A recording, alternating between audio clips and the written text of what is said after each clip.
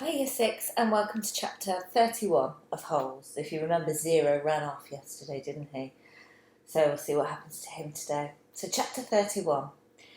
Stanley angrily dug his shovel into the dirt. He was angry at everyone, Mr. Pendanski, the warden, Zigzag, X-Ray and his no-good, rotten, pig-stealing great-grandfather. But mostly he was angry at himself.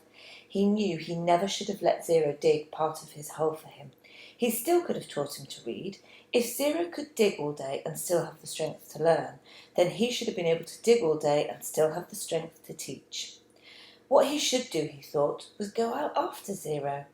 But he didn't. None of the others helped him dig Zero's hole, and he didn't expect them to. Zero had been helping him dig his hole, and now he had to dig Zero's. He remained out on the lake, digging during the hottest part of the day, long after everyone else had gone in. He kept an eye out for Zero, but Zero didn't come back. It would have been easy to go out after Zero. There was nobody to stop him. He kept thinking that's what he should do. Maybe they could climb to the top of the Big Thumb. It wasn't too far away, and if it was really the same place where his great-grandfather had found refuge, and after 100 years or so, there could be water still there. It didn't seem likely. Not when an entire lake had gone dry. But even if they did find refuge on the Big Thumb, he thought, they'd still have to come back here eventually. Then they'd both have to face the warden and her rattlesnake fingers. Instead, he came up with a better idea, although he didn't quite have it all figured out yet.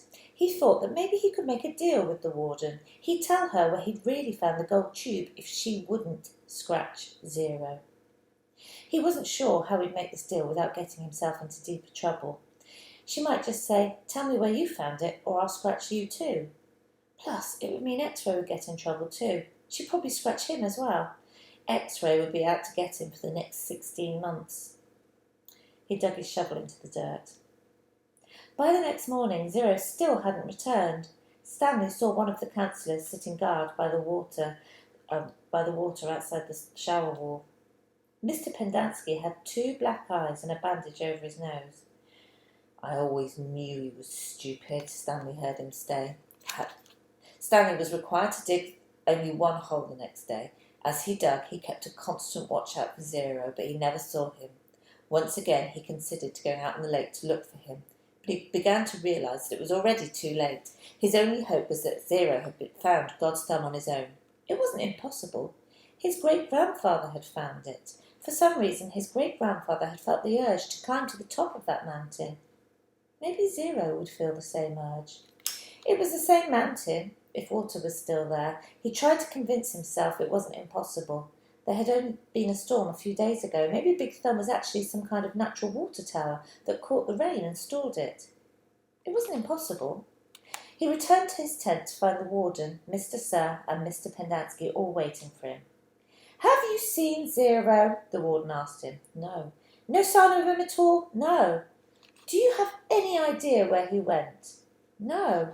You know you're not doing him any favours if you're lying, said Sir. He can't survive out there for more than a day or two.